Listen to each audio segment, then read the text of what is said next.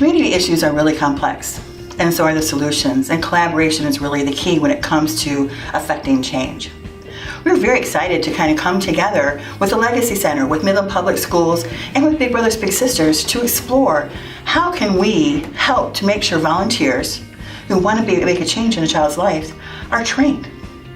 We know how vital and important third grade reading is to our students. And so we want to come together to develop a way that we can empower our volunteers with knowledge. How do you intentionally teach reading? How do you support the very work that's happening in the classroom when they're not inside the classroom, when they're working one-on-one with a volunteer? So we're excited to partner together. Each of us brings unique gifts and talents and knowledge on how to help struggling kids. We all share an aspiration. We're wanting our kids to be as successful as possible. And so it's beautiful to watch us coming together to provide unique solutions that will help our kids succeed.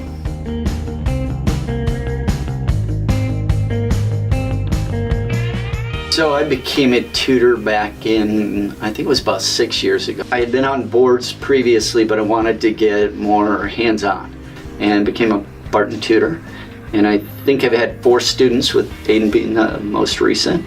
I made it to a 6.5, so basically right there in my grade level, now that I'm a 7th grader. And it took a while, but I finally got there. We were reading Divergent at the end. He was bringing Divergent and just reading it almost flawlessly. So that's not, that's where he went from, 2nd grade level to Divergent in a couple of years and reading it very well. So that's impressive. Hi, my name's Kaylina Anderson, and I'm adopted from China, so I have really poor English skills. 2 years ago, somebody introduced me this service here at the Legacy Center. They really take time to help me learning. Then the teachers are really friendly. Then if I don't understand something, I can ask them without fear. In the future, I hope I improve my English skills and go finish my college. When I graduated 12th grade, I graduated the 6th grade math level. So after meeting with Lorna and Colleen, I was up to an 8th grade, 12th grade math level. And after you and Mary, I was up to a college level math. So James, after we were done with our tutoring, why don't you talk to me about where you went and what you did? I went to Michigan Career Technical Institute, or MCTI, and it's a college for people with special education through their schooling. I graduated in June 25th, 2016. 2 days later, I got a thing from GCA Services telling me, would you like to work for us? And I said sure, and a few months later, I started working for them. Correct me if I'm wrong, that was your first time you moved away from home, correct? Yes. How'd that feel?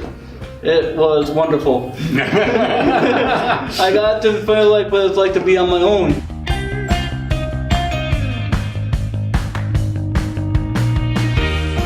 One of the many wonderful things that the Legacy Center does, by far my favorite, is Youth Connections. The topics in here are just amazing. They talk about peer pressure, they talk about drugs, they talk about many topics that are hard to bring up with your children. And as you're reading this magazine, it gives you the opportunity to share your thoughts with your children. So as a mom of a teenager, a lot of the articles I find relevant and informational. So oftentimes I will put a post-it note by an article and make sure that part of my teenager's homework is to read that article. It's an affordable opportunity for agencies in our region to reach our local parents and an avenue for great communication. I've had contact and been a part of the coalition for the Legacy Center since 2009, and in 2009 we actually rolled out the Dump Your Drugs program, and this is some of the results of it, is this Dump Your Drugs bin, which was installed at the Law Enforcement Center. And through that program and the coalition within itself, the volunteers and all the hours that have been put into that has actually led to thousands of pounds of prescription drugs actually being collected, in turn being off the streets. And some of the things that we're doing as far as a coalition are great. There's more community leaders and agencies that are involved in the coalition. We're all actually coming together collaboratively and we're making a difference. So a couple of the new things that the Legacy Center has been doing are the town hall meetings for family members. Another thing that we're doing is the Facebook Live videos. So we have several Facebook Live videos that will still be rolling out this year.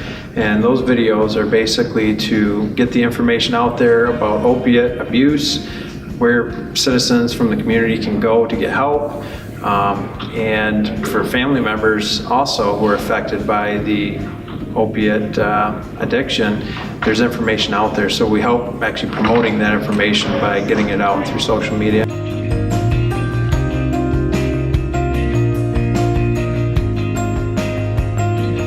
Partnering with the Legacy Center has been vital to really create a shared understanding of what an outcome is and how we can utilize that to measure the change taking place in our programs.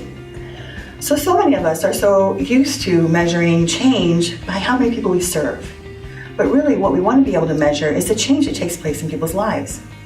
Working with the Legacy Center, they walked us through a very intentional, deliberate process that created a shared understanding and a shared vocabulary that helps us all measure the change in the lives of the people that we serve. Hi, I'm Julie Nunn, Executive Director of Cancer Services.